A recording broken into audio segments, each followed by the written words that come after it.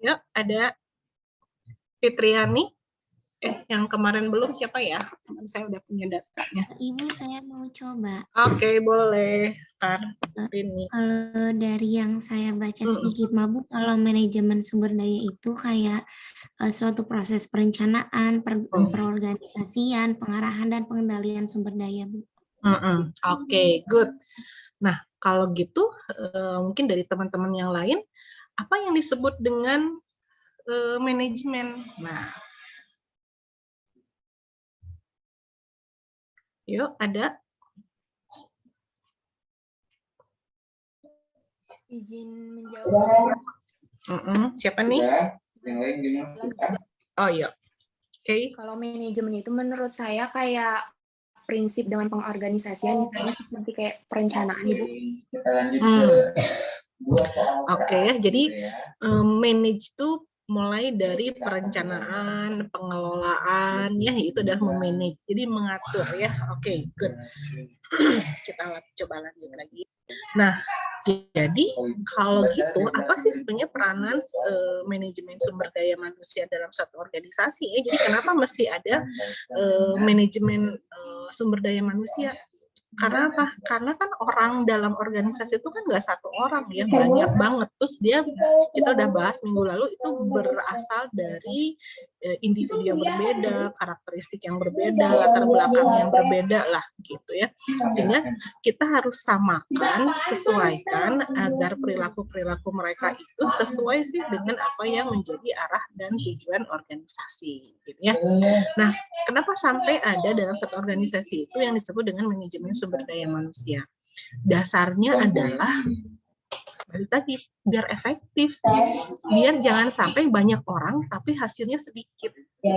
Yang diupayakan adalah orangnya optimal, hasilnya maksimal juga.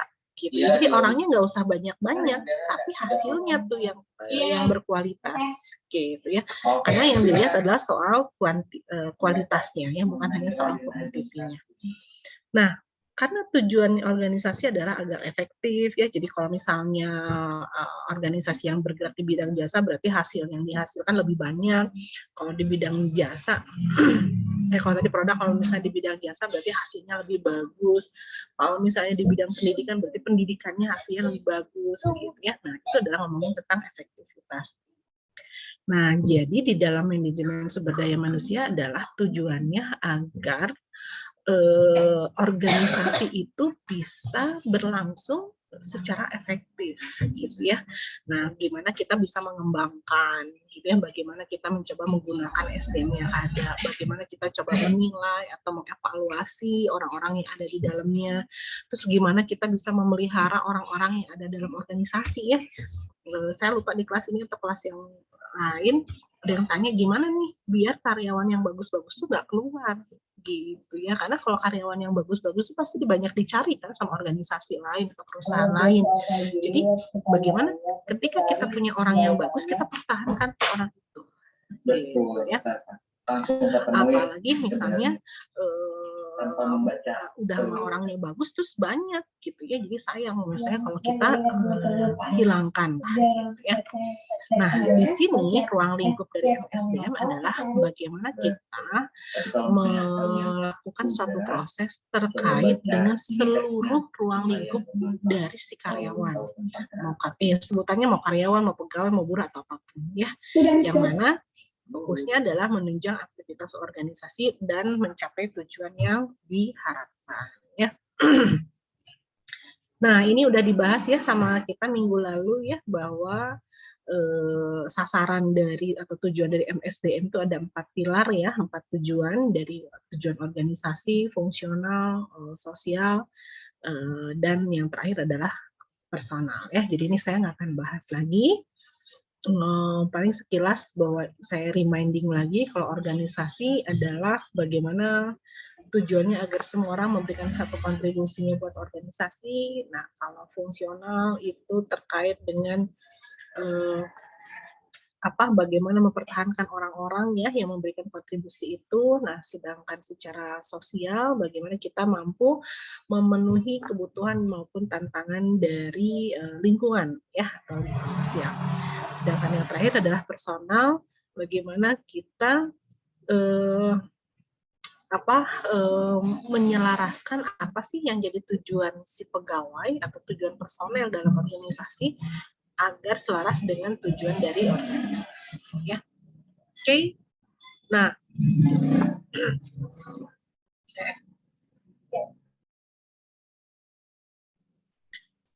kita masuk peran fungsi tugas dan tanggung jawab Departemen Sumber Daya Manusia ya. Nah, yang pertama adalah soal planning.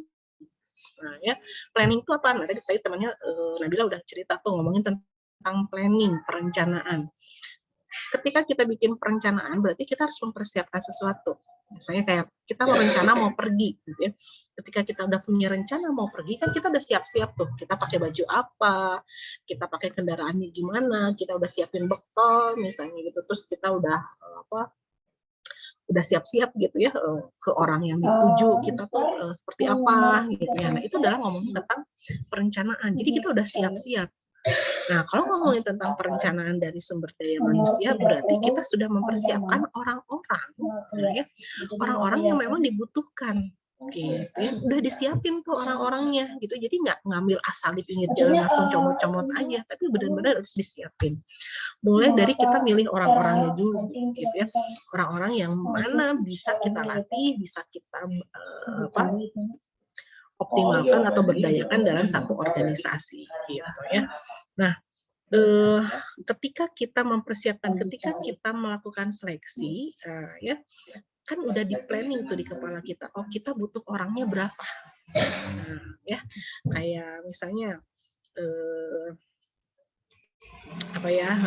dulu lah begitu kalian daftar ke Fakultas Psikologi Unjani, yang daftar tuh ratusan bahkan ribuan, misalnya sampai 1.000 lebih yang daftar untuk masuk ke Fakultas Psikologi Unjani.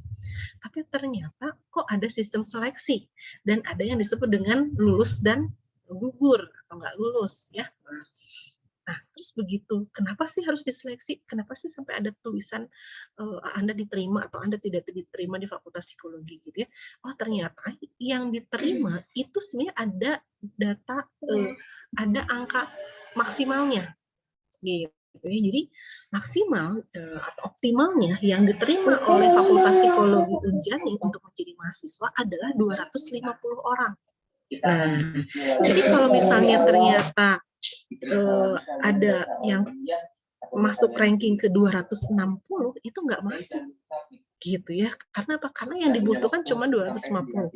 Nah, mungkin pertanyaan kalian adalah kenapa kok yang dibutuhkan cuma 250, kenapa nggak diterima aja tuh 1.000-1.000-nya gitu ya.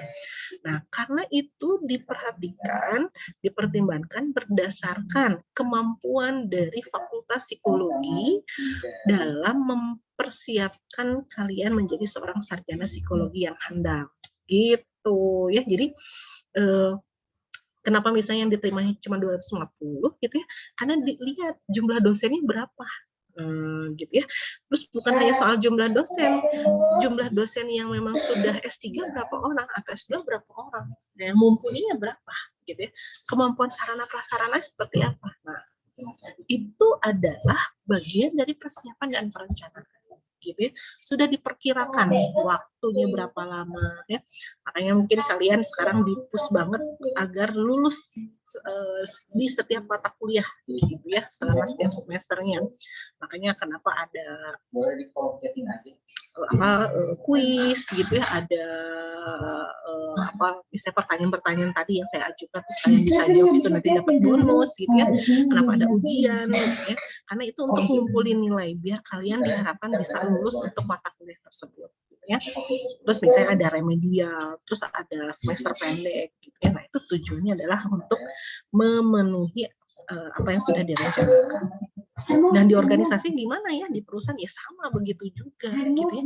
Gimana ya caranya kita nyari orang gitu ya, kita nyari orang 5 orang misalnya, saya mau nyari orang sarjana psikologi untuk di bagian HR gitu. Oke, saya carinya di mana? Oke, saya sebarlah informasi di media massa.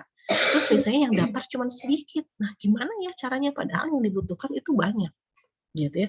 Terus yang daftar cuma 5, nah yang dibutuhkan juga 5. Nah, apakah si 5 orang itu kita langsung ambil semuanya atau kita tetap seleksi? Oke. gitu ya. Nah, itu akan disesuaikan dengan perencanaannya seperti apa. Nah, sehingga ada dua hal yang harus kita perhatikan ketika kita bikin persiapan. Mulai dari, nah, jumlahnya berapa? Kita butuh orang yang baru tuh berapa orang? Gitu ya. Struktur organisasinya kayak gimana? Departemennya di mana ya? Jadi nggak asal-asal ngambil aja. Contoh tahun ini ya, saya kemarin lihat formasi TNI ya, TNI AD, itu tahun ini mereka tidak menerima perwira karir dari sarjana psikologi tahun ini, gitu ya. Nah, kenapa ya, gitu ya? Karena itu dilihat dari mereka sudah bikin plan, ada kebutuhan nggak tahun ini. Jadi ya, biar apa ya, biar nggak numpuk di bawah, ya, biar nggak numpuk di yang baru. Jadi didasarkan dari butuhnya berapa orang, gitu ya. Nah, kalau yang saya lihat tuh untuk kebutuhan TNI AD dari psikologi tuh sekarang tuh yang banyak tuh dari untuk angkatan udara kalau nggak salah, gitu ya. Nah, itu didasari dari kebutuhannya. Dan itu tergantung juga struktur organisasinya. Nah, kepolisian lagi butuh banyak psikologi nih. Karena apa? Karena mereka akan memenuhi agar setiap Polda, setiap Polres itu memiliki psikolog atau sarjana psikologi di setiap kantornya. Gitu ya. Oke, terus kemudian ada faktor yang kedua, yaitu adalah faktor dari lingkungan atau dari eksternal di luar perusahaan itu, gitu ya. Sekarang dilihat nih kondisi pangsa pasar kerjanya kayak gimana, hukum ketenaga kerjaannya kayak gimana, gitu ya. Kalau beberapa tahun ke belakang mungkin banyak orang yang oke dibukalah lowongan kerja untuk tenaga kontrak, ya. Sedangkan sekarang sudah diatur oleh pemerintah bahwa nggak boleh sembarangan menerima tenaga kontrak. Bahkan ada batasannya tuh, kalau tenaga kontrak tuh setahun diperpanjang setahun lagi, setelah 2 tahun tuh nggak boleh tuh terus-terusan. Jadi nggak ada tuh yang tenaga kontrak seumur hidup. Kalau dulu tuh ada yang sampai begitu. Nah, sekarang kebijakannya dari pemerintah tuh nggak boleh seperti itu. Berikutnya adalah kondisi pasar tenaga kerja. Nah, sekarang kebutuhan di luar sana gitu ya. Untuk setiap jabatan atau setiap pekerjaan atau setiap perusahaan butuhnya orang yang kayak gimana, ya, tenaga kerja yang seperti apa. Nah, jadi kalau saya baca sih sekarang kita tuh termasuk generasi strawberry katanya gitu ya. Generasi strawberry itu yang gimana? Secara cover, secara penampilan gitu ya, good looking lah, bagus gitu ya, oke, keren segala macam. Nah, tapi sama seperti kita gigit stroberi ya, begitu kita lihat buah stroberi kan bagus ya gitu ya, wah warnanya marun, seger, enaknya dipandang, enaknya kayak dimakan gitu tampilannya. Tapi begitu kita gigit kita ngerasain asamnya kayak gimana, terus hancur, cepet hancur lah gitu. Nah, sekarang generasi kita yang sekarang ya disebutnya generasi stroberi itu kayak gitu. Dia tampilannya keren tuh, covernya bagus, menarik gitu. Tapi ketika dia masuk ke dalam dunia kerja itu rapuh. Nah, rapuh itu gimana maksudnya? Banyak yang tidak tahan tekanan, tidak tahan tuntutan gitu, tidak tahan banting lah. Jadi ya nggak pas lah seperti dulu lah gitu ya. Nah, sekarang lagi trennya bahasan orang-orang itu sekarang adalah generasi strawberry ya. Nah, itu juga bisa mempengaruhi bagaimana perencanaan gitu. Jadi benar-benar kalau gitu jangan sampai kita sebagai tim seleksi itu tergiur dengan tampilan atau covernya aja. Gitu ya. Berarti pas kita rencanain harus, aduh jangan sampai nih kita dapetin generasi strawberry nih gitu. Jadi benar-benar kita harus bikin seleksinya yang ketat banget. Nah, ya itu benar-benar kita bikin perencanaan bagaimana kita mendapatkan orang yang handal ya. Oke. Sampai situ dulu. Ada yang mau ditanyain dulu nggak soal perencanaan? Belum ada? Oke ya. Kalau ada nanti langsung aja ya. Oke, kita lanjut lagi nih. Perannya di bidang rekrutmen dan seleksi. Nah, nyambung tuh ke yang tadi ya. Rekrutmen itu apa? Rekrutmen itu bagaimana kita proses cari-cari orang, cari kandidat gitu ya, untuk memenuhi kebutuhan organisasi kita. Nah ya, sebelum kita melakukan rekrutmen tenaga kerja, kita butuh juga yang disebut dengan analisa jabatan. Nah, analisa jabatan ini adalah membahas mengenai kita butuh tenaga kerja yang kerjanya nanti ngapain ya. Nah, nanti selain kerjanya ngapain, berapa orang yang kita butuhkan. Nah, itu harus kita analisa juga. Gitu. Jadi nggak asal terima-terima aja tuh gitu. Tapi kita juga harus punya dasar kita butuh orang untuk yang bisa kerjanya apa sih. Gitu ya. Contoh misalnya Karini itu apa misalnya mantan Mojang Jawa Barat misalnya gitu ya, jago dalam komunikasi gitu ya, apalagi misalnya anak psikologi dan segala macam. Nah, punya keahlian itu. Nah, sedangkan saya punya perusahaan, saya butuhnya orang IT, orang yang punya kemampuan dalam hal teknologi, karena perusahaan saya adalah perusahaan yang banyak bergerak di bidang teknologi misalnya gitu ya. Justru saya sekarang lagi nyari orang-orang yang mahir banget nih bikin aplikasi misalnya, gitu ya. Nah, ada yang melamar namanya Nabila. Nabila tuh lulusan dari teknik informatika misalnya gitu ya, atau dari Telkom University yang ngomong tentang analis jaringan komputer. Nabila orangnya bagus, Karini juga bagus, bahkan ada plusnya, jadi pernah jadi Mojang Jawa Barat. Nah, saya milih yang mana?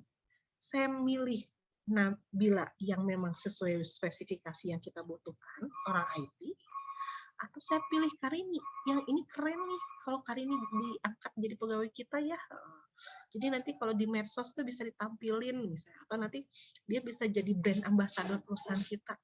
Nah, ini yang harus kita lihat nih. Jadi kita butuh orangnya yang mana? Butuh Mojang Jajaka, Mojang Jawa Barat, atau butuh orang yang memang jago IT? Jadi di sini kita jadi agak dibilang jadi saklek ya, gitu ya. Jadi jangan karena saya suka banget sama Karini, Nabila jadi diabaikan misalnya, gitu ya. Karena padahal saya butuh yang orang seperti Nabila. Jadi salah kalau misalnya akhirnya saya mengambil Karini, gitu ya, karena itu nggak sesuai dengan yang dibutuhkan, gitu ya. Oke, kemudian seleksi. Nah, itu baru ngomongin rekrutmen. Sehingga nanti begitu kita cari itu adalah yang dicari adalah orang yang punya kemampuan IT. Udah. Ya, jadi orang yang nggak punya kemampuan IT ya udah terabkir kan gitu, karena kita nyarinya orang yang jago IT. Nah, di bidang seleksi kita harus pilih lagi. Misalnya, ternyata yang mendaftar ke perusahaan saya dan dia jago komputer jaringan dan basic pendidikannya adalah apa itu kan misalnya informatika misalnya gitu ya. Yang melamar tuh ada Nabila, Fitriani sama Divya. Ya, lamar tuh ke saya. Bikin CV. Bikin surat lamaran, terus masukin sertifikat yang lain-lainnya. Oke ya. Wah, ini secara administrasi oke, misalnya ya. Terus kita harus perhatikan apakah kita menseleksi orang hanya berdasarkan administrasi saja, atau kita mau menguji orang yang benar-benar pas match dengan jabatan yang mau kita isi, gitu ya. Ini posisi yang mau diisi cuma satu nih, orang IT cuma satu, kita butuhnya cuma satu orang. Karena kalau misalnya 2 orang, saya gajinya nggak ada duit misalnya. Jadi saya carinya 1 orang aja. Yang ngelamar ada 3 orang. Ini Fitriani bagus nih kayaknya, Nabila juga bagus nih kayaknya, Divya juga bagus ya kayaknya. Nah, secara CV oke, semua segala macam oke nih. Apakah saya akan mengorbankan diri saya untuk menerima kalian bertiga, gitu ya? Harus mengeluarkan sekian banyak uang, gitu. Atau saya akan memilih salah satu saja sesuai dengan yang dibutuhkan. Kan saya milih Nabila, Fitriani, Divya nggak bisa cap-cip-cup aja ya, gitu ya, Nabila ABCD kan gitu. Saya akan menguji Nabila, Fitriani, dan Divya lewat apa? Lewat seleksi. Pakai psikotes. Nah, saya kasih nih kalian bertiga psikotes. Saya mau lihat mana yang secara mana yang secara potensi intelektualnya itu berada di atas rata-rata. Bukan rata-rata atas lagi ya, di atas rata-rata. Misalnya ya, kalau di atas rata-rata itu berarti jumlah IQ-nya tuh di atas 110. Di antara bertiga ini mana yang memenuhi tadi 110? Terus itu misalnya ada tes kesehatan, ya di tes lari, Nabila, Fitriani sama Divya di tes lari itu sama saya, gitu kan. Mana yang kekuatan larinya tuh paling bagus. Terakhir misalnya adalah tes wawancara, ya. Jadi di antara Nabila, Fitriani dan Divya, mana ya yang saya serap nih, saya cocok nih, saya suka nih. Nabila, Fitriani dan cocok dan suka tuh yang gimana? Ya, saya berarti tetapkan potensi dan kompetensi yang saya cari untuk dia duduk di orang IT itu yang seperti apa. Ya, jadi itu yang namanya sistem seleksi atau pemilihan. Nah, ternyata misalnya dari 3 orang itu yang dipilih adalah Fitriani, Nabila gugur, Divya gugur, gitu ya. Karena apa? IQ-nya semua di atas rata-rata. Tapi saya milih Fitriani karena dari hasil wawancara dan saya coba tes, misalnya Fitriani ketika kasih komputer, saya langsung ngecek tuh, Fitriani coba dong bikin satu aplikasi nih yang kita butuhkan begini. Misalnya Fitriani hanya dalam waktu 30 menit udah langsung bisa bikin. Nabila 45 menit, Divya 1 jam. Nah, yang paling cepat Fitriani, saya ambil dong Fitriani. Oke ya. Jadi Divya dan Nabila gugur. Ketika saya ambil, sebenarnya Fitriani juga orangnya nggak perfect amat gitu ya. Jadi bagus sih Fitriani, tapi dia masih terbatas untuk membuat satu aplikasi yang standar misalnya. Sedangkan saya butuh untuk pengembangan berikutnya adalah perusahaan pengen orang yang jago dalam bentuk aplikasi yang itu disesuaikan dengan sangat-sangat customized untuk anak-anak. Nah, agar Fitriani memenuhi tuntutan perusahaan saat ini dan bertahun-tahun kemudian, 5 tahun kemudian, saya kasih pelatihan Fitriani. Jadi begitu diterima tuh langsung dikasih training, gitu ya, dikasih training, biar apa? Biar ke-up lagi tuh keahlian Fitriani, gitu. Itu namanya adalah pelatihan. Nah, kalau pengembangan berarti Fitriani ketika sudah mulai kerja, ternyata dia juga pinter nih dalam mengkoordinasi, ya. Jadi bagus kalau jadi di kerja tim tuh dia jadi koordinatornya terus. Nah, ini Fitriani saya lihat dia punya potensi nih kalau misalnya kita jadikan leader. Jadi bisa jadi kita kembangkan untuk mengikuti keterampilan atau pelatihan terkait dengan leadership, ya. Dan berikutnya ada yang disebut dengan compensation dan protection, ya, itu berdasarkan penilaian prestasi. Jadi Fitriani selama 1 bulan, 2 bulan, 3 bulan, dan dalam 1 tahun, seberapa besar kontribusinya, sehingga itu akan mempengaruhi kompensasi yang diterima oleh Fitriani. Yang pada basic gajinya cuma 3 juta nih, gitu ya. Tapi tadi ya, dia punya keahlian mengkoordinasi, bahkan jadi leaders di kelompoknya. Itu bisa jadi dapat bonus lagi tuh. Ya, itu terkait dengan pengembangan. Oke, nah promosi, balik lagi nih Fitriani, udah 1 tahun nih ya. Tadi dilihat potensi sebagai leader udah keren nih, gitu ya. Kasih pelatihan lagi deh, pelatihan sebagai seorang leader biar nanti kalau ada posisi sebagai seorang leader dia dimasukin nih. Nah, di situ misalnya Fitriani kita ajukan untuk dipromosikan. Dia menempati posisi sebagai leader misalnya di wilayah Karawang. Gitu ya, itu bisa aja. Atau misalnya ternyata saya juga punya karyawan lain selain Fitriani. Fitriani orang baru, bagus dipromosiin. Fajri orang lama, kerjanya males-malesan nih. Ya. Jadi kalah nih sama Fitriani yang baru masuk. Nah, saya kompetisi ini antara Fitriani sama Fajri. Oh bener nih, Fajri itu kerjanya nggak naik nih, nggak brilian. Sedangkan Fitriani itu tetap naik. Nah, bisa jadi Fitriani saya kasih kesempatan untuk promosi, sedangkan Fajri karena kurang bagus, padahal saya udah panggil, udah tegur, udah segala macam, nggak ada perbaikan, ya udah saya turunkan aja misalnya.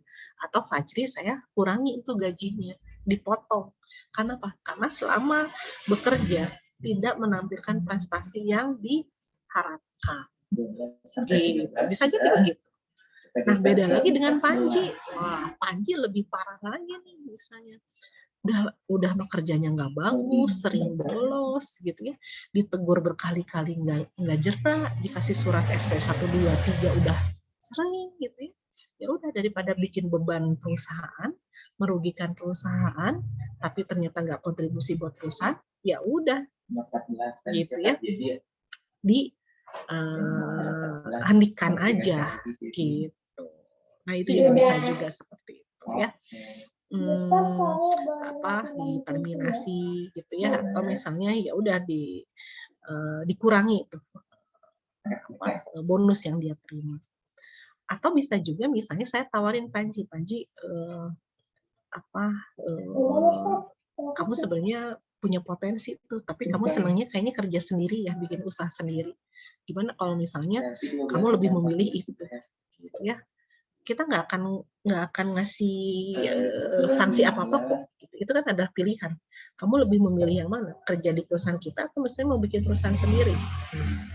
Sehingga nanti misalnya Panji, daripada saya di PHK, ya udah saya mengajukan mundur. Bisa juga seperti itu, ya.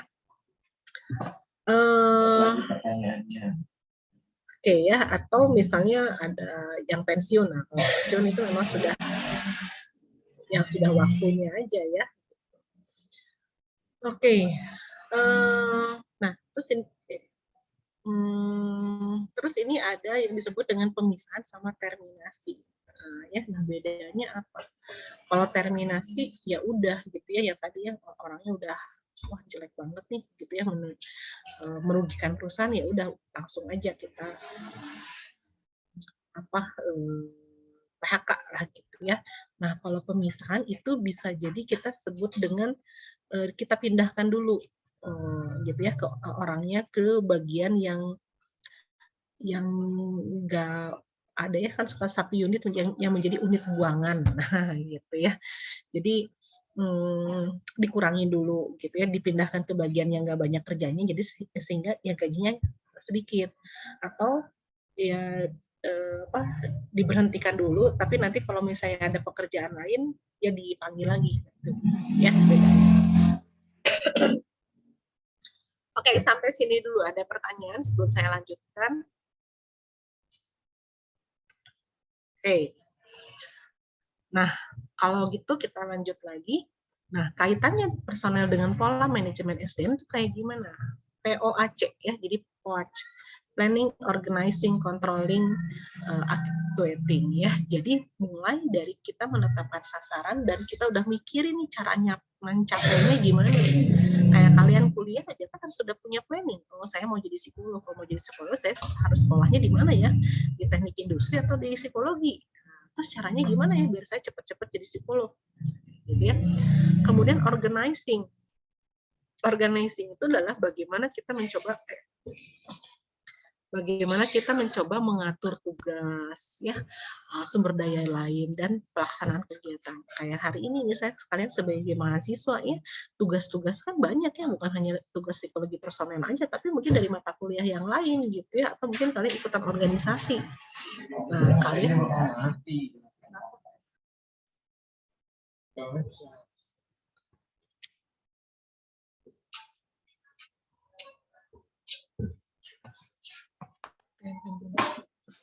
Nah, mengatur tugas, pelaksanaan sumber daya lain untuk pelaksanaan kegiatan. Ya, jadi gimana nih mengatur waktu, mengatur tenaga untuk ngerjain semua tugas-tugas, gitu ya. Nah, actuating-nya gimana? Melakukan lebih baik untuk pencapaian sasaran.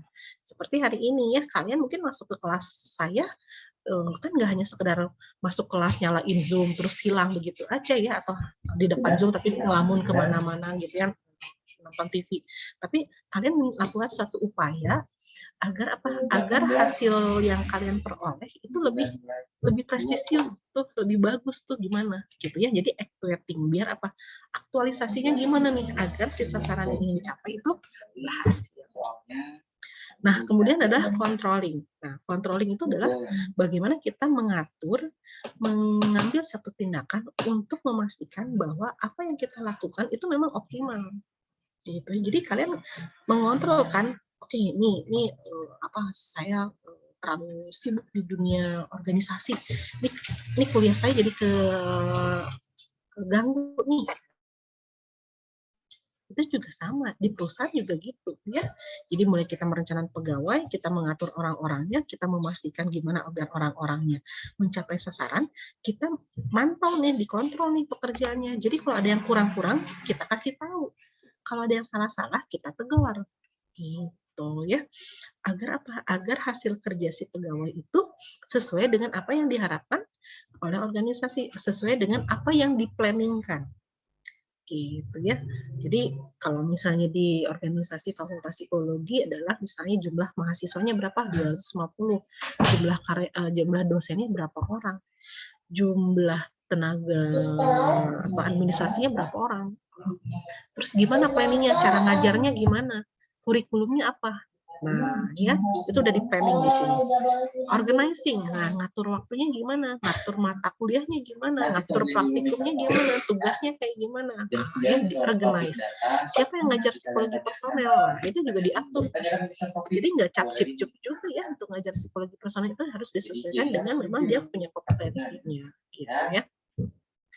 Kemudian evaluatingnya. Nah, jadi saya mencoba memastikan agar saya membuat satu metode belajar biar kaliannya belajar tuh gitu ya, gimana biar paham semua materinya gitu ya. Misalnya saya bikin videonya nanti di share lagi jadi kalian bisa nonton lagi, PowerPoint-nya saya share lagi jadi kalian bisa baca, kalian saya tanya-tanya misalnya gitu ya, biar apa, biar kalian tergerak untuk aktif membaca dan menjawab gitu ya.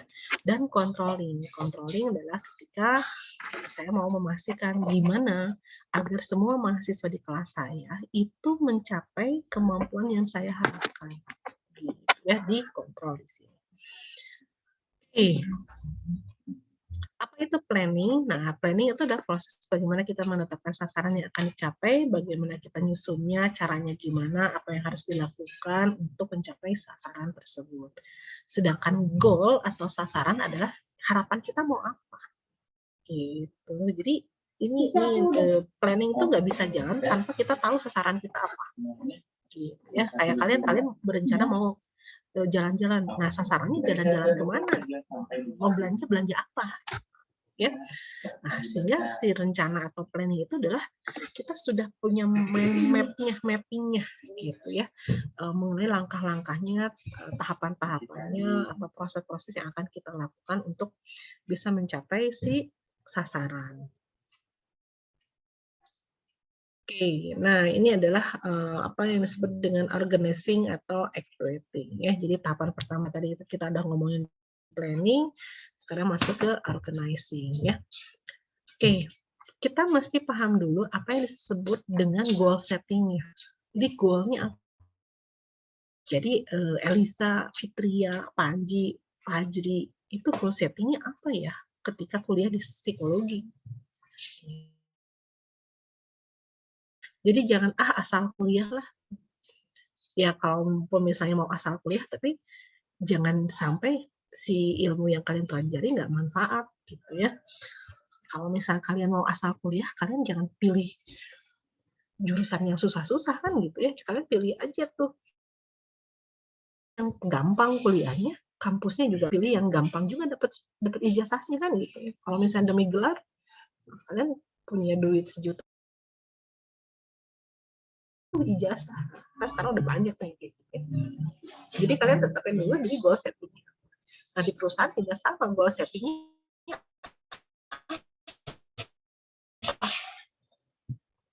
ya hal tersebut gitu ya. Oke. Antara pegawai dan manajemen gitu ya.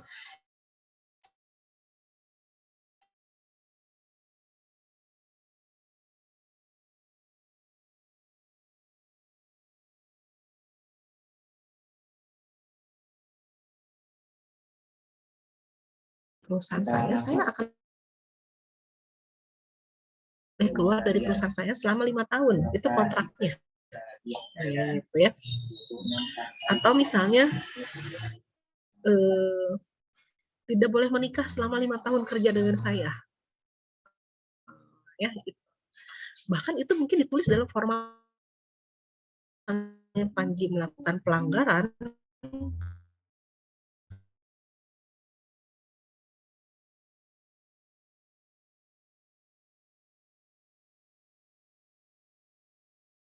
Panji nanti kena sanksi harus bayar. Ada kesepakatan psikologis lah gitu ya dengan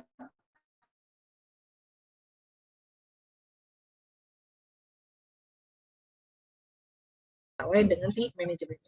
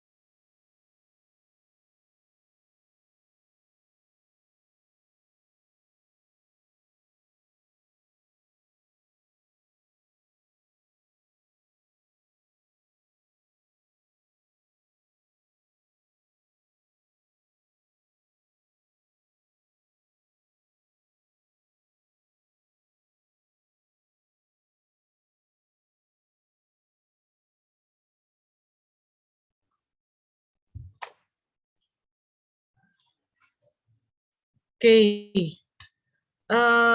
Ya, jadi tadi ya ada balik lagi ada satu bentuk komitmen antara pegawai dan manajemen terkait dengan mutual kontrak, mutual expectation. Jadi harapan-harapannya apa, terus yang itu kita tulis dalam bentuk formal kontrak, dan juga ada yang disebut dengan psychology kontrak. Jadi secara psikologis antara kita, saya pegawai dengan manajemen itu apa ya harapan-harapan gitu ya terkait dengan budaya organisasi atau misalnya nilai-nilai organisasi gitu ya. Nah, tapi itu akan sesuai dengan perubahan yang terjadi dari organisasi itu sendiri, gitu ya. Dan kita sebagai pihak manajemen itu harus berhati-hati ketika bicara dengan pihak karyawan, ya, dengan pegawai. Jangan menjanjikan hal-hal yang nggak bisa direalisasikan. Jadi misalnya nanti Nabila 5 tahun dari sekarang itu akan langsung dipromosikan untuk menjadi, nah itu juga jangan seperti itu ya, karena kita tahu tahapan promosi itu kan ada misalnya penilaian kinerja dan yang lain-lain gitu ya. Jadi sampaikanlah hal-hal yang memang sudah faktual atau real itu bisa terlaksana seperti itu. Oke. Berikutnya, nah dalam hal controlling prosesnya adalah bagaimana kita memonitor aktivitas dari semua karyawan untuk memastikan bahwa yang mereka tampilkan, yang mereka lakukan itu sesuai dengan yang direncanakan. Dan kita memastikan, mengkoreksi kalau ada hal-hal yang memang itu nggak sesuai. Jadi kalau misalnya pihak manajemen itu, ya manajemen SDM maksudnya, Fitriani, misalnya Fitria atau Nabila itu misalnya dia di bidang HR ya, manajemennya harus juga membuat satu bentuk panduan mengenai aktivitas kerja yang diharapkan itu seperti apa. Gitu ya, misalnya kehadiran dalam sebulan 22 hari. Nah, ketika misalnya dalam satu bulan ternyata kurang dari 22 hari, itu harus disampaikan, ditegur tuh gitu ya, dikoreksi gitu. Jadi jangan udahlah bagus aja semua gitu ya. Jadi ketika ada satu kekeliruan itu harus langsung disampaikan. Gitu, biar apa? Biar si pegawai juga tahu kalau aktivitas yang dia lakukan itu keliru dan apa yang harus diperbaikinya. Atau hasil kerjanya juga salah misalnya gitu ya, itu juga harus disampaikan. Misalnya Fitriani kan harus menghasilkan satu baju, bajunya bentuknya bunga-bunga misalnya, terus ini mah kata Fitriani saya bosan bikin bunga-bunga, motifnya pengen gambarnya gambar kotak-kotak lah gitu ya. Nah itu kan nggak sesuai tuh, padahal yang diharapkan adalah bikin bentuknya adalah bunga-bunga. Itu pihak manajemen SDM di situ juga mesti melakukan, sehingga yang kontrol itu adalah memastikan ada yang disebut dengan performance controlling, ya. Jadi mengontrol tampilan perilakunya, hasil kerja. Kemudian memastikan sesuai dengan goal atau sasaran dan rencananya, gitu ya. Jadi mengontrol itu agar apa yang dilakukan oleh si pegawai itu sesuai dengan si tujuan dan perencanaan. Terus juga adalah mengontrol untuk memastikan performanya sudah sesuai dengan performance standar atau belum. Gitu ya. Prosesnya itu juga kita kontrol, gitu ya. Mungkin kalau kalian kan suka ya di pabrik tuh suka dia disebut dengan mandor gitu ya, atau supervisor. Nah, itu tujuannya adalah mengontrol. Dan juga yang terkait dengan aktual. Jadi secara aktual tampilannya seperti apa, gitu ya, perilaku yang ditampilkannya seperti apa, kinerjanya seperti apa. Itu adalah bentuk kontrol, ya. Oke, jadi prinsipnya adalah kalau manajemen itu dalam terkait dengan MSDM adalah POAC. Jadi kalian ingatnya itu aja deh, POAC. Jadi planning, organizing, actuating, dan controlling. Planning dalam hal perencanaan, actuating dalam pelaksanaannya, organisasi dalam mengaturnya, mengorganisnya, actuating adalah dalam pelaksanaannya, dan controlling bagaimana kita mengontrol dan memastikan bahwa si pegawai itu mampu melaksanakan tugasnya dengan baik, ya. Oke, sampai situ dulu. Ada yang mau ditanyakan? Ibu izin bertanya. Ya. Siapa nih? Ibu. Nur Fitri. Iya, Ibu izin bertanya mengenai yang tadi Bu, yang Strawberry Generation itu. Nah Bu, bagaimana ketika kita menjadi HRD, kan kemungkinan itu kita akan ada artificial intelligence ya Bu. Jadi kemungkinan besar akan rekrutmen diadakan online, misalnya seperti sekarang kan pandemi COVID kita tidak bisa menduga-duga.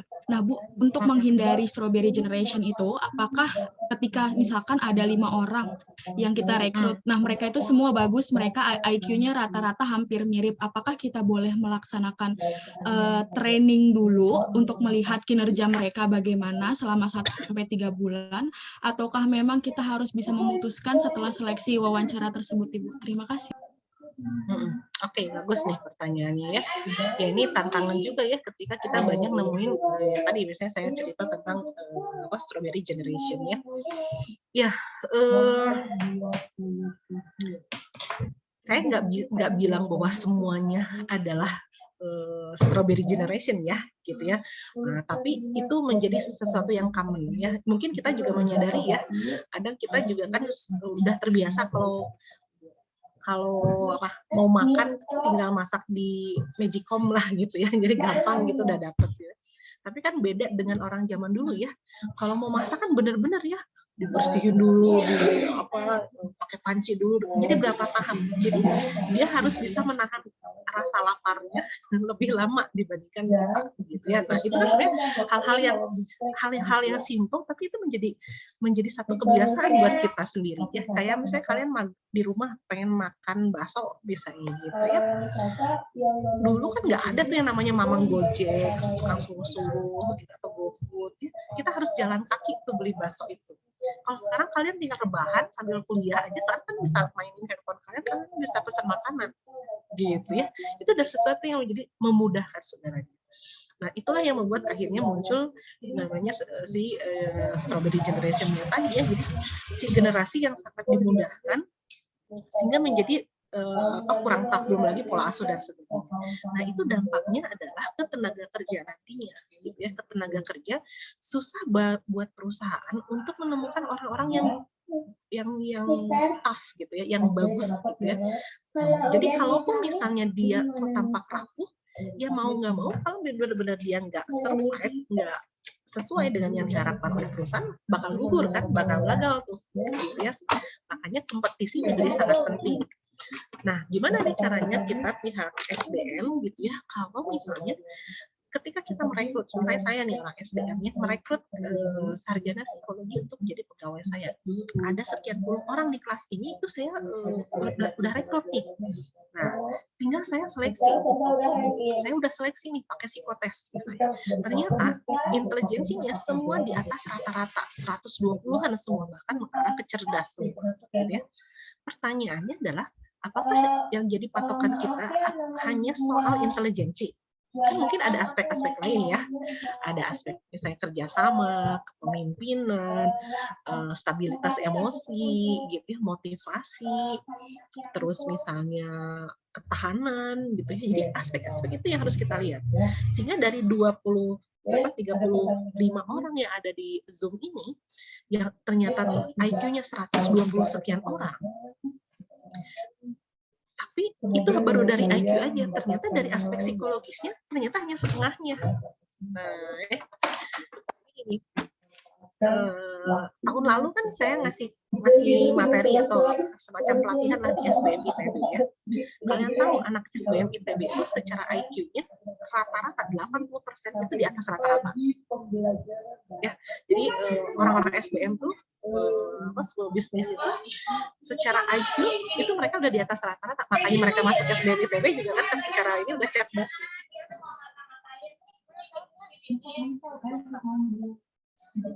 Jadi secara kecerdasan tuh mereka udah di atas rata-rata. Tapi ternyata banyak di antara mereka yang juga susah untuk mendapatkan pekerjaan. Gagal ketika psikotes, gitu ya. Karena apa? Karena tadi ada aspek-aspek psikologis yang ternyata tidak memenuhi kebutuhan perusahaan. Nah, itu banyak tuh gugur tuh gitu ya. Jadi saya udah anak ITB gitu ya, udah lulusan SBM, IPK saya 3,8, tapi kok susah nih gitu ya. Bahkan tawaran-tawaran tuh selalu gugur ketika di tahap seleksi. Nah, sehingga ini ya, orang SDM ini mesti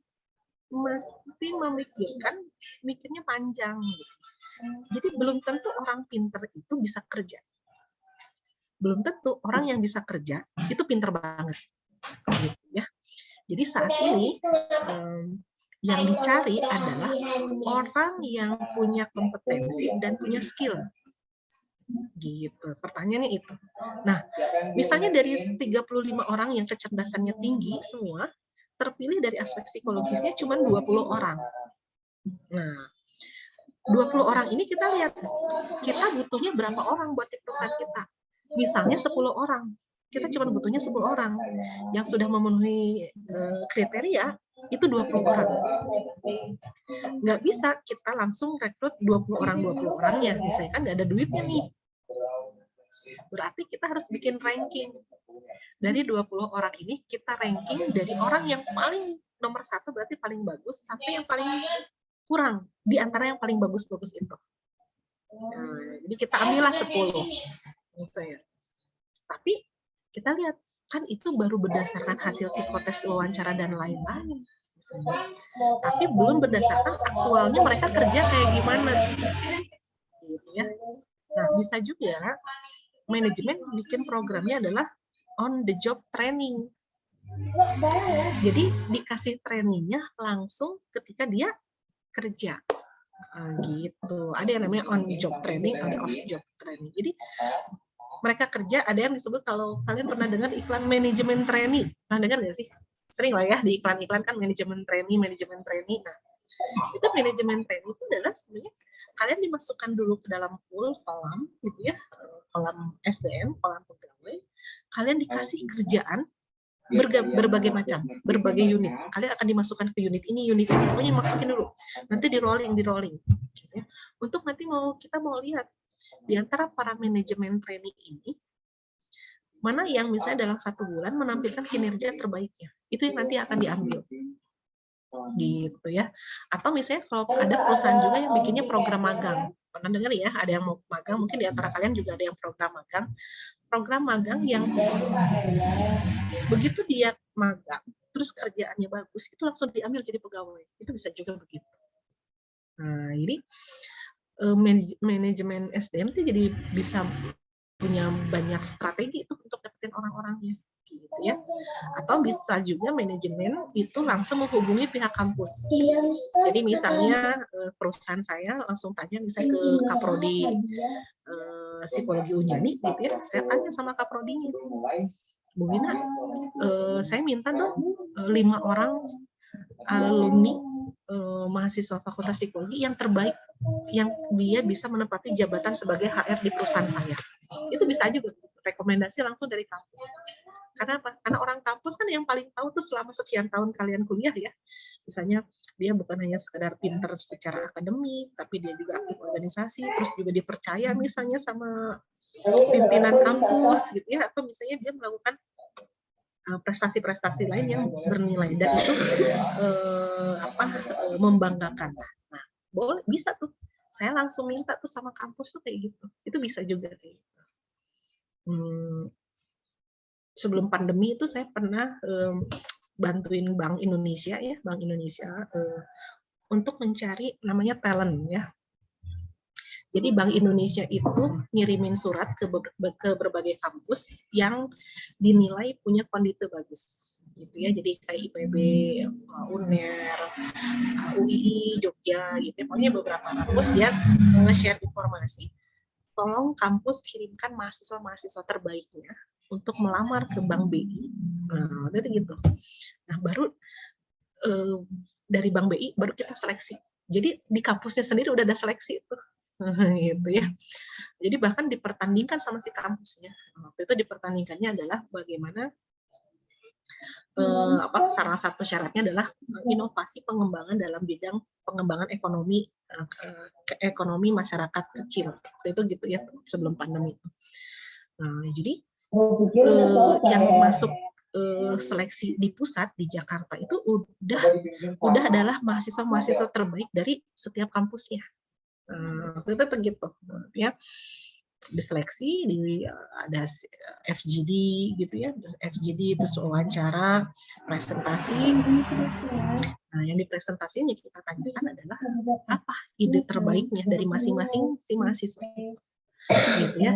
Jadi mereka punya kesempatan magang, tapi magangnya digaji ya. Jadi magang di BI, waktu itu magang di BI itu digaji. Mereka banyaknya dilibatkan dalam staf penelitian gitu ya. Jadi kan Bank BI juga dia bikin penelitian ya, misalnya gimana nih perkembangan perekonomian Indonesia segala macam. Nah, ini tugasnya sih mahasiswa yang magang-magang ini di Bank BI 6 bulan kalau nggak salah. Nah, nanti dari 6 bulan itu kan ada mentornya tuh di Bank BI. Nah, dari si saya sama si mentornya nanti dilihat mana yang paling bagus. Yang bagus diambil tuh sama Bank BI.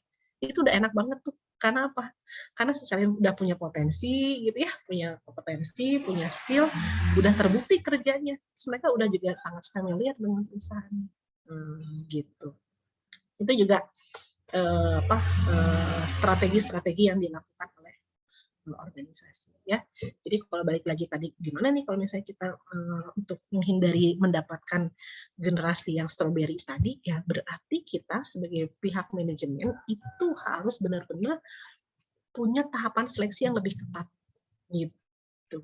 Jadi mikirnya nanti gimana cara seleksi yang ketat dengan cara yang lebih efisien ya.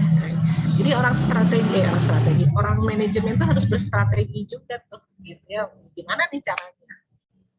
Jadi gitu tuh Tami ya. Jadi sampel-sampelnya contoh-contohnya banyak kok gitu ya. Tinggal itu strateginya nanti yang dilakukan seperti itu untuk menghindari mendapatkan SDM yang kurang tepat lah. Gitu ya. Thank you ya Tami ya. Pertanyaannya bagus. Baik Ibu, terima kasih Ibu atas jawabannya. Ya, oke. Boleh ada satu pertanyaan lagi? Kalau mau, ada? Ibu izin bertanya. Oke, Ade. Gimana, Dek? Nah, jadi Bu, misalkan kan dalam proses seleksi penerimaan pekerja itu ya Bu ya. Nah, kita tuh kayak kita tuh secara nggak sadar itu mendiskriminasi salah satu calon yang bakal diseleksi. Jadi mereka itu yang sebenarnya punya keterampilan dan skill yang luar biasa, kita tuh nganggupnya biasa aja. Jadi kayak kita tuh secara nggak sadar gitu tuh suka merendahkan atau mendiskriminasi satu orang atau mungkin etnis tertentu gitu dalam artian. Nah, itu ketika memang hal tersebut terjadi, misalkan Bu, terus kemudian ke depannya karena setelah rekrutmen kita pasti merugikan perusahaan, nah itu tuh apakah kita akan kemudian dituntut pertanggungjawaban atau sepenuhnya itu bakal disalahkan ke pekerjanya itu sendiri? Iya ya, jadi orang manajemen SDM-nya keliru ya, nyari orang ya. Nah itu ya. Jadi saya lupa ya, saya ngomong di kelas ini atau mana. Ini kan kita personel itu ada 6 kelas ya, jadi saya lupa gitu ngomongnya di kelas yang mana. Jadi orang SDM itu kalau kita mendapatkan orang yang berpotensi, itu kan mereka seneng ya. Nah, ya oke nih, wah hebat nih, Mas Ade dapetin orangnya keren banget nih Mas Ade. Nah, ya selesai. Paling hanya gitu aja, sekilas lalu lah ya kita ketemu di kantin, Dek, orang pilihan lu bagus banget nih Dek. Oke, good job, selesai di situ. Tapi ketika Ade mendapatkan orang, kata Ade, wah Pak ini bagus nih orang ini, ternyata sama atasannya dinilai, Dek gimana sih lo? Ini karyawan yang kamu bilang bagus kok malah jelek kayak gini. Itu orang manajemen SDM bakal dihujat abis-abisan. Gitu ya. Jadi SDM tuh antara kayak yang ringan-ringan gitu ya. Pekerjaannya kayak yang ringan-ringan dan lucu gitu ya. Cuma milih orang selesai. Tapi yang harus kita pikirkan adalah efeknya. Jadi kalian nggak usah mengharapkan nanti banyak pujian ya, orang SDM tuh jarang dipuji-puji tuh gitu. Tapi kalau dapetin orang dicaci makinya iya gitu ya, kayak gitu. Jadi punya tanggung jawab yang besar. Makanya jangan saya ini selalu titip ya ke teman-teman mahasiswa ataupun teman-teman saya lah gitu ya di luar sana, saya selalu bilang nih, anak psikologi terutama ya, saya bilang jangan mudah berasumsi terhadap sesuatu yang kita sendiri nggak punya datanya. Ya. Kadang kita melihat secara penampilan, aduh nggak banget ya ini penampilannya gitu ya. Nah itu kita jangan terpengaruh oleh covernya gitu ya. Jadi jangan mudah mendiskreditkan atau mendiskriminasikan orang-orang yang kita sendiri nggak tahu tentang orang itu. Gitu ya. Jadi hati-hati aja. Jadi jangan berasumsi pada sesuatu yang kita nggak punya data. Jadi saya berasumsi ada itu kayaknya orangnya nyebelin, tahu dari mana? Ya gaya nawe senglengean dari sana gitu ya. Belum tentu. Kadang ada orang yang tampaknya selengean, ya, tampak bad boy, tapi ketika kerja dia good job. Jadi kalian harus bisa pilah mana yang dia punya kemampuan kerja, mana yang persoalannya adalah di persoalan emosi atau psikologis, gitu ya.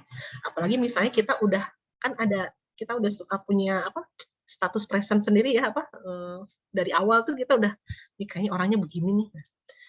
Boleh nggak kita punya asumsi gitu? Boleh, tapi jangan jadikan si asumsi itu keputusan. Kita harus dapetin data, betul nggak kita menilai orang seperti itu memang datanya ada. Gitu. Jadi itu harus hati-hati ya. Jadi orang SDM itu punya tanggung jawab yang besar gitu ya. Untuk apa? Untuk support organisasi. Kenapa? Kalau kita dapetin orang yang bagus, perusahaan sukses. Kalau kita kasih orang yang jelek, ya bangkrut juga lah perusahaannya. Ya kita ya rugi sendiri lah. Makanya biasanya orang SDM itu suka banyak yang menderita gitu ya. Menderitanya apa ya? Karena misalnya si orangnya jelek kerjanya, ya udah itu dimarah-marahin itu benar-benar. Jadi kenapa orang SDM itu kadang sangat selektif nyari orang gitu ya? Kenapa? Karena dia nggak mau dong gitu ya, dia mencari orang yang asal-asalan. Karena apa? Karena efeknya akan panjang gitu. Jadi efeknya panjang. Jadi hati-hatilah gitu ya untuk milih orang gitu ya. Kerjaan yang ringan tapi harus sungguh-sungguh kayak gitu ya. Bahkan pernah ya saya dulu waktu itu nge-assess, saya masih baru lah ya gitu ya, masih anak bawang lah dulu ya, nge-assess pegawai untuk naik jabatan. Nah waktu itu saya merekomendasikannya tidak lulus waktu itu ya, karena pas diwawancaranya kurang bagus, di hasil psikotesnya kurang bagus. Ketika saya serahkan si hasil itu bahwa orang ini tidak lulus, seminggu kemudian saya dikonfirmasi sama perusahaannya, gitu ya. Dia tanya si perusahaannya, Wenda, boleh nggak saya minta penjelasan kenapa orang ini nggak bagus? Gitu. Sampai gitu, sampai saya diteleponnya, saya juga kaget lagi di jalan, lagi nyetir itu sampai ditelepon di jalan. Saya minta penjelasan dong, ini kenapa orang ini sampai nggak bagus? Emang apa yang bikin dia nggak bagus? Ya, saya jelasin orangnya ini begini. Terus akhirnya dia keluarlah kata, tapi kok dia kan orang yang sudah magang di perusahaan kita, Bu. Tapi selama magang dia kerjanya bagus. Kok bisa nih Ibu dalam hasil psikotes, hanya dari hasil psikotes mengatakan dia nggak bagus. Itu sampai gitu dipertanyakan. Nah, kita sebagai orang rekrutmen, orang seleksi, itu kalau misalnya kita sudah yakin dengan keputusan kita harus punya datanya. Gitu ya.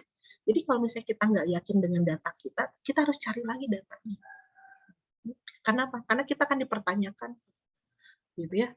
Kalau dia bagus mah ya udah lewat aja. Tapi kalau misalnya dia jelek nanti kita yang ditanya. Atau misalnya menurut kita jelek tapi menurut si perusahaannya bagus, kita dipertanyakan juga, gitu ya. Tapi tadi ya balik lagi, kalian harus ada datanya. Makanya kuasai apa? Kuasai alat tes ya. Jadi nanti alat tes tuh benar-benar kalian ngetes tuh harus benar lah gitu ya. Jadi tester tuh scoringnya juga harus benar. Jangan sampai salah scoring ya. Misalnya yang harusnya IQ-nya 120, kalian nulisnya 100. Itu nasib orang loh. Gitu ya. Terus apalagi misalnya observasi. Nah ya, observasi itu harus berdasarkan sesuatu yang objektif. Jadi kalau kalian termasuk orang yang sangat subjektif, kalian jangan kerja di industri, gitu ya, karena di industri itu dicarinya orang yang objektif by data. Wawancara, nah ya kalian harus jago juga di wawancara. Anak SDM, anak manajemen SDM atau HRM atau HRD itu harus jago wawancara. Wawancaranya bukan hanya asal nanya ya, misalnya Intan kamu orang mana, bukan gitu. Tapi dari wawancara itu kita bisa dapetin gambaran orangnya kayak gimana. Nah itu 3 skill dasar yang harus dikuasai oleh orang SDM. Biar apa? Biar kita nggak salah dalam menetapkan orang, gitu ya. Ada nggak Bu orang SDM yang sampai dipecat? Ya ada aja ya. Itu mah tergantung perusahaannya, tergantung kesalahan yang dibuat sejauh mana. Gitu. Bahkan sekarang ada perusahaan-perusahaan yang ada tes narkoba ya. Jadi salah satunya adalah menjaring karyawan yang bebas narkoba, bahkan bebas dari itu aliran terorisme. Nah ya karena ada juga ya yang sejauh sampai seperti itu lah. Kayak gitu Dek ya. Jadi kita orang SDM harus lebih jeli lah. Oke. Ada yang mau ditanyakan lagi? Gimana Dek? Ada yang mau ditanyakan? Baik Ibu, terima kasih. Tapi kalau menghadapi kasus nepotisme itu gimana Bu? Kasus jadi apa? kita kayak nepotisme gitu Bu, jadi yang rekrutmen dipaksa suruh nerima orang ini gitu misal. Ya, kalau nepotisme, kalau saya sih, kalau kamu tanya pernah nggak Bu? Pernah gitu ya, pernah saya juga menghadapi itu. Kalau saya sih ini aja, kita mah kan orang HR tuh atau orang bagian rekrutmen itu kan hanya menyajikan data ya. Jadi kita sampaikan aja data bahwa orang ini hasil psikotesnya begini, misalnya hasil kompetensinya begini. Rekomendasi kita adalah misalnya biasanya kan tidak lulus dipertimbangkan atau lulus gitu ya. Nah, jadi kita harus kasih alasan tuh di laporan itu. Kalau tidak lulusnya karena apa? Jadi plusnya apa, minusnya apa dari orang itu. Kalau dipertimbangkan, plusnya apa, minusnya apa, dan apa yang harus dikembangkan dari orang ini. Kalau misalnya dia lulus, kita harus kasih catatan juga. Dia lulus karena apa kekuatannya. Tapi apa yang masih? Itu kita prosesnya sampai di situ, Dek. Keputusan itu balik lagi ke manajemen. Kalau saya sih gitu. Gitu ya. Yang penting saya menyajikan data begini. Soal keputusannya nanti berbeda lagi, itu di luar kita. Gitu ya. Karena apa? Kan yang menyatakan lulus, kalau misalnya kita nih orang HRD ya, kita tulis nih yang lulus adalah ABCD. Itu nggak ujuk-ujuk kita langsung umumin keluar tuh. Tapi kita sampaikan dulu ke pimpinan. Pak, dari 30 orang yang diseleksi, yang lulus 20 orang. Namanya adalah si A, si B, si C, si D. Misalnya ini. Gimana Pak? gitu. Jadi kita ngejelasin, Pak datanya ini tuh alasan dia lulus nggak lulus. Ternyata, wah Mas Ade ini ada titipan nih, titipan bos misalnya gitu. Dia harus lulus nih, gimana? Ya kita lihat aja dari hasil pemeriksaan kita. Kalau misalnya dia masih masuk lulus, ya oke-oke aja kalau buat kita sih. Dia punya privilege sendiri ya, gitu, punya keuntungan kan, gitu ya. Selama dia menampilkan potensi dan kompetensi yang dibutuhkan. Kalau misalnya dia dalam masuk ke kriteria dipertimbangkan, ya udah kita tampilin itu data di laporan kita.